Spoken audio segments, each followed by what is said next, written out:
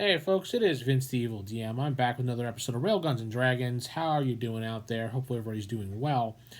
Going to be sitting here at the desk here, at my table, the gaming table, so to speak, talking a little bit about Palladium Fantasy in general, because I've had a couple questions from some people that asked me that they like the videos, and they're enjoying the videos, and they want to know more about Palladium Fantasy, but they're not sure exactly, I guess, where to start, because Palladium Fantasy has its own lore, has its own background, has its own, everything.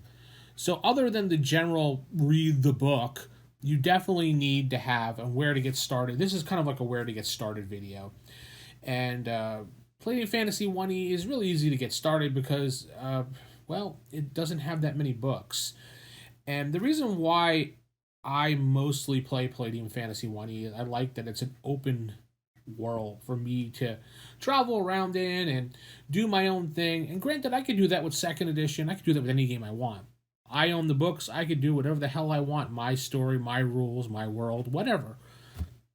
Books are guidelines. I've always said that over and over again. But the one thing I like about Palladium Fantasy 1E is that coming in life from playing a lot of Dungeons and Dragons, Palladium Fantasy 1E has a very advanced Dungeons and Dragons mindset to it when you play the game.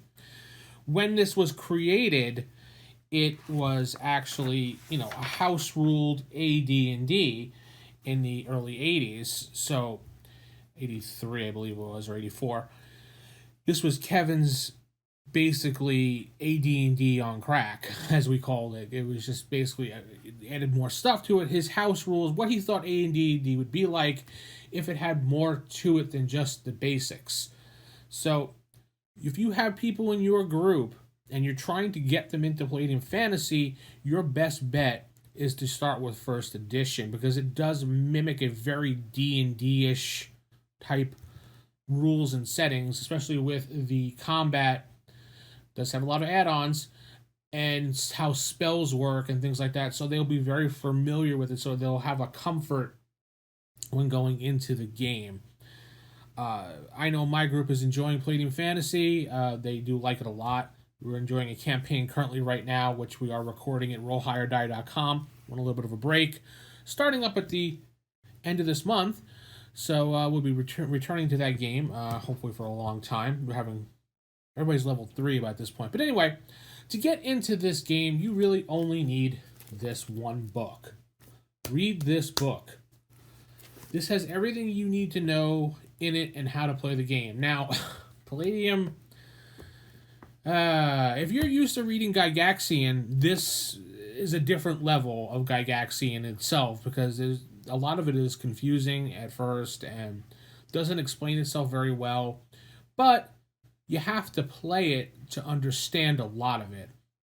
Reading it, you will not get anywhere. You might get confused. You might get frustrated. There's a lot of editing mistakes back in these older books that they didn't fix, and apparently in newer books as well. Sorry, but yeah, it's true. Palladium Fantasy is a labor of love, and it's a lot of fun once you get into it. Read this book and read it again, and then make up some characters, and then try to do some sample combats with maybe you and a buddy or something like that, just to see how it goes. Because it's not easy to understand when you're reading it. You have to actually play it to understand. There is some lore to Palladium Fantasy that you're going to read and wonder about. Just like with, any other game, there's always some background lore. But the good thing about Palladium Fantasy 1E is a lot of it's very, very open. And if we go to the map, which I will show you, I have bookmarked here. If we go to the map, we have a map of the world here. This is the Palladium Fantasy world as it is. And it gives you a little bit of breakdown here as well. And all we really get in this book about it is these 2 pages.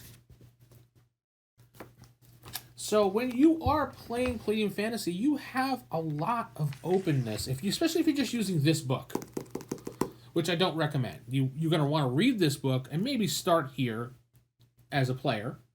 And as a GM, I'm going to show you a couple more things you'll need, but You can pick anywhere you want on this map. Read what it has here for the populated areas, just so you get an idea of what is there. Read here as well, where it tells you a little bit about what the areas are. They don't really tell you much at all. There are some sections in the back here that give you a little more information. It does give you some sample adventure and some sample creatures. The one thing you have to remember with Palladium Fantasy is it's not like a D&D or D&D itself. You're not going to go into this thinking, monsters are going to be pre-made for me and everything is cookie cutter. No, Palladium Fantasy is very customizable based on how things work. Monsters are generally tailored to what the party can do. Now, I know a lot of people always ask questions about monsters and why don't we have standard orcs and stuff like that. It's because those things are tailored to what the party can do. The Monsters and Animal book, this is the first cover. I don't have anything but this first cover. The Monsters and Animal book does not...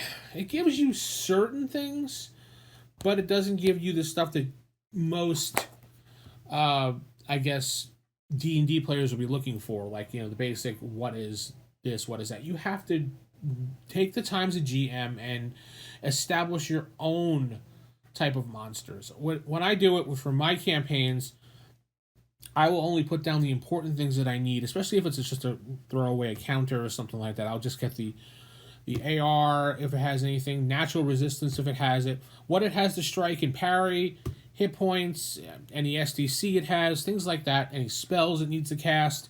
Boom. That's all I really need. Hit points, whatever.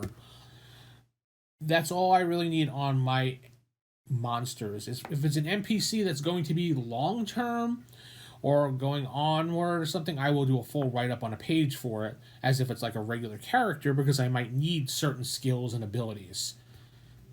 Again, you don't need that for certain things. So, Monsters and Animals will help you out, but may not be what you're looking for. There are some creatures here in this book,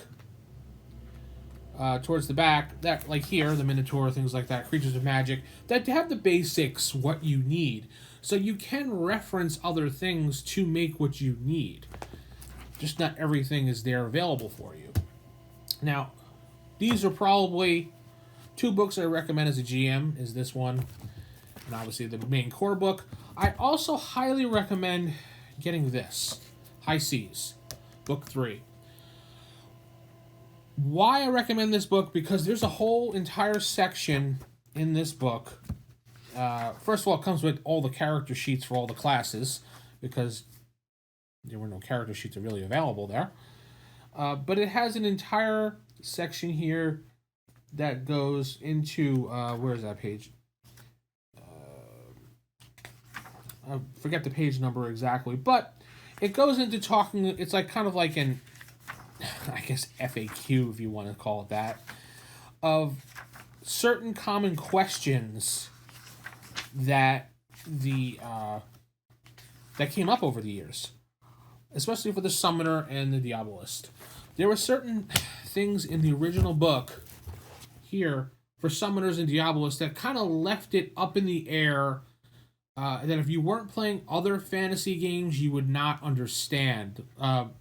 For example, with a Summoner, when you're controlling people or controlling something, there obviously has to be some type of save involved, and a lot of these information in here was left out or not put into it, or maybe Kevin just assumed people knew.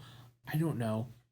It didn't make a lot of sense when I read it the first time, but coming from D&D point of view, I knew that there had to be something, so I've always implemented something.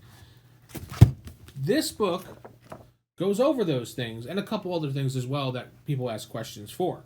So this not only has more information and adventure campaigns on the sea as well, it has some more information about the islands and things around the Palladium Fantasy world.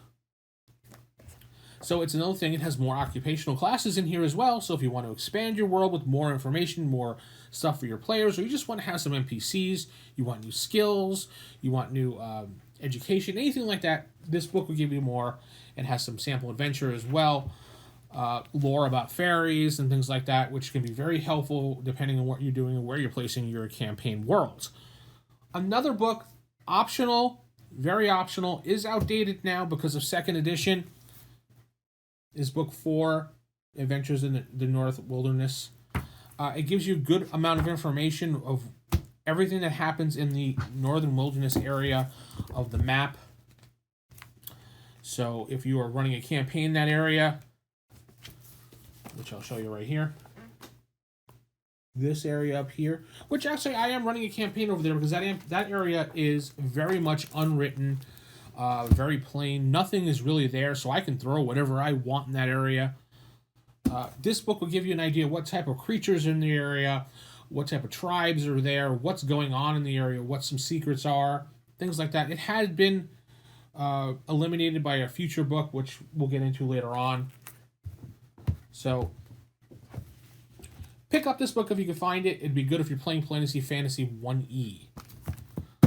Also, one other book I highly recommend is this one, Further Adventures in Northern Wilderness. Just has some ideas that you can mine for adventures and, weapons and things like that. And, oh, wow. I just realized some of the notes I wrote in here over time. These are good books to have to start with. Again, you don't need these 2 books at all. You don't even need to get them if you don't want them. If you want to, as a GM, to be completist and know more information, definitely recommend these 3 books if you're just starting out. This one, highly needed. This one, yes, obviously. You don't need this cover because this is the original cover, but the other monsters and animals would be very helpful when you are playing the game. You could probably get away with not even having it. It really depends. You can just use what's in the book and make up your own stuff. It's really up to you. But that is where I would say to stop. First 5 books. If you want to get into the 6th and 7th and the jungles and things like that, go for it. Pick up those books. You can always pick up the 2nd edition books as well if you want to just get information about the world, because they started fleshing things out in 2nd edition, which turns it more into a different game stat-wise and kind of mechanics-wise. It's similar, but adds more things to it. And if you are more of a old-school Palladium person like I am, who came from the era of, Palladium Fantasy, Teenage Mutant Ninja Turtles, Robotech, Beyond the Supernatural, and Original Riffs, which we're going to get into that eventually, because I'm already reading some books on that again for my future campaign, right down here. I did pick up the Adventurer's Guide. Forgot about this, but this is actually a good book too for riffs. But that's where you can start for Palladium Fantasy 1E, and hopefully you will, have a good time Palladium Fantasy. If you have any other questions, you can just leave comments below. Subscribe to the videos here at the channel. Go to RailGunsandDragons.com. That's my blog for Palladium Fantasy that I'm trying to put all my videos up on. All my house rules that I have, some just general thoughts about Palladium Fantasy. I'm sorry, about Palladium in general, not just fantasy. Things I've done. So hopefully you've enjoyed this video. Hopefully this video is very helpful for you. We're getting into Palladium Fantasy 1E. Just let me know in the comments. Please subscribe to the channel.